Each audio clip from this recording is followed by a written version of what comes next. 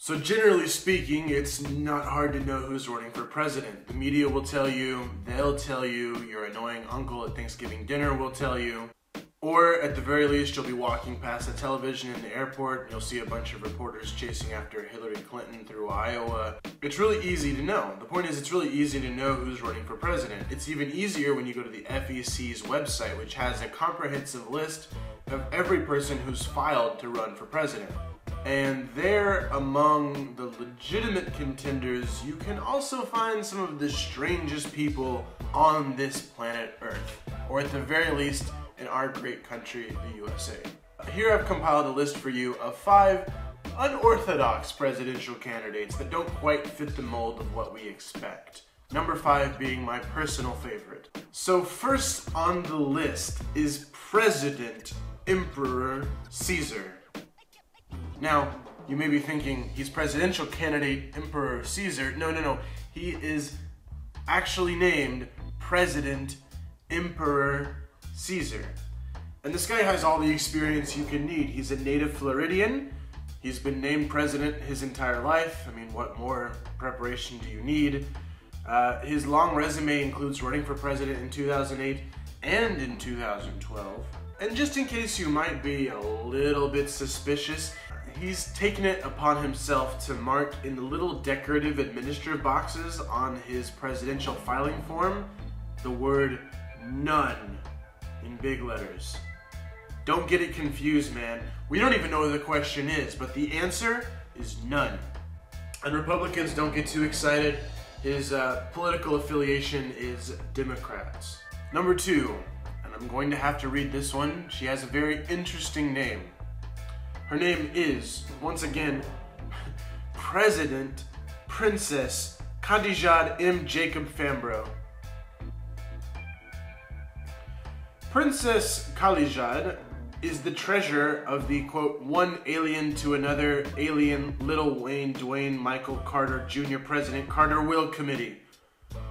And here is her official filing paperwork, where under her official campaign committee name she has added, "Will you marry me? I am God." Smiley face. She ran in 2012 as a Democrat, but now, like many like-minded Americans, has decided to run under the Revolutionary Party. Number 3, Temperance Lance Council. Mrs. Lance Council doesn't like hypocrites, which is why she is running under the anti-hypocrite party banner, naturally.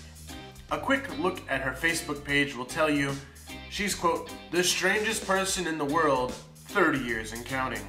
She says also, no children of my own, but love the sound of babies crying, little children talking, laughing, and dogs barking. And, of course, one would be remiss not to mention that she's been a proud member of SAG-AFTRA since 1987. Number 4, Old Savior. He ran in 2008, he ran in 2012, he even had a chance to slip in a Senate run in Minnesota in 2014. Now, this busybody politician sports purple shades in all of his photos.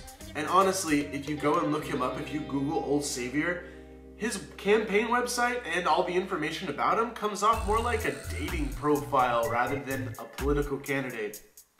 For example, we know that his religious affiliation is, quote, all religions that speak of love. His favorite movie is Lord of the Kings, which I assume is a thrilling J.R.R. Dolphin sci-fi series set in the land of Hodor. His favorite television show is the Discovery Channel.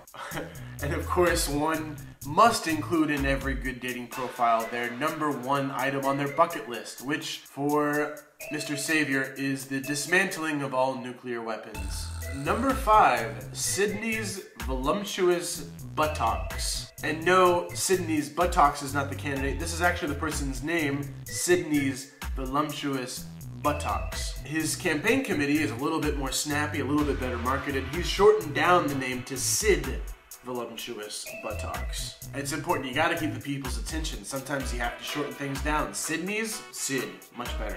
His campaign website, which I've linked below, headlines a video predominantly full of violent war images, but right next to it, a photograph of a person doing a handstand next to a bear. And if you're looking for voluptuous buttocks campaign swag, fear not, t-shirts are on the way. They're gonna be only $15. So there you have it, 5 interesting political candidates that break the mold, break the stereotype. If you're interested in seeing more of these folks, I've linked to the FEC website in the description, and also to Mr. Buttocks' website, which I think you'll find very interesting. Thanks for watching.